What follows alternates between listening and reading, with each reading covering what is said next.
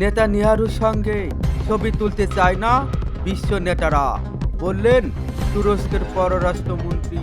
হঠাৎ পাকিস্তানি JF-17 যুদ্ধ বিমান নিয়ে এত আগ্রহ কেন?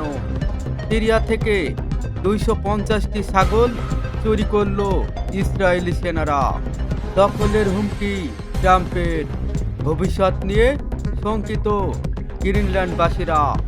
নীরব ইরান, কেন অশান্ত দেশটির অর্থনীতি? মার্কিন ইরান উত্তেজনা রোধে কূটনৈতিক তৎপরতা বাড়াচ্ছে উপসাগরীয় দেশগুলো। বিশ্ব পরিস্থিতি আরও বিপজ্জনক হয়ে উঠছে, বললেন পুতিন।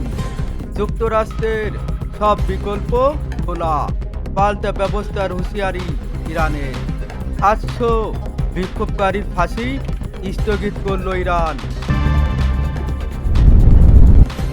মার্কিন ইরান উত্তেজনা রোধে কূটনৈতিক তৎপরতা বাড়াচ্ছে উপসাগরীয় দেশগুলো।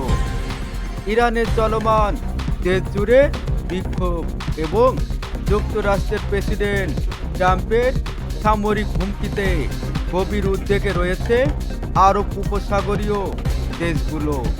তেহরানের বিরুদ্ধে সামরিক পদক্ষেপ নিলে পুরো মধ্যপ্রাচ্য অস্থিতিশীল হয়ে পড়তে পারে।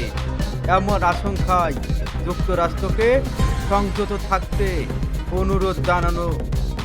অনুরোধ জানাচ্ছে তারা। যুক্তরাষ্ট্রের সব বিকল্প খোলা, পাল্টা ব্যবস্থার হুঁশিয়ারি ইরানের।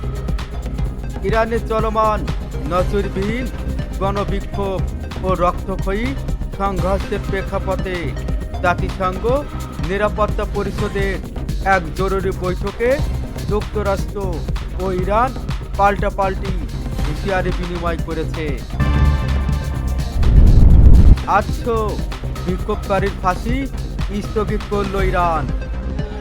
ইরানের সরকার বিরোধী আন্দোলনে অংশ নিয়ে গ্রেপ্তার হওয়া 800 বিক্ষোভকারীর মৃত্যুদণ্ড কার্যকর স্থগিত করেছে দেশটির সরকার।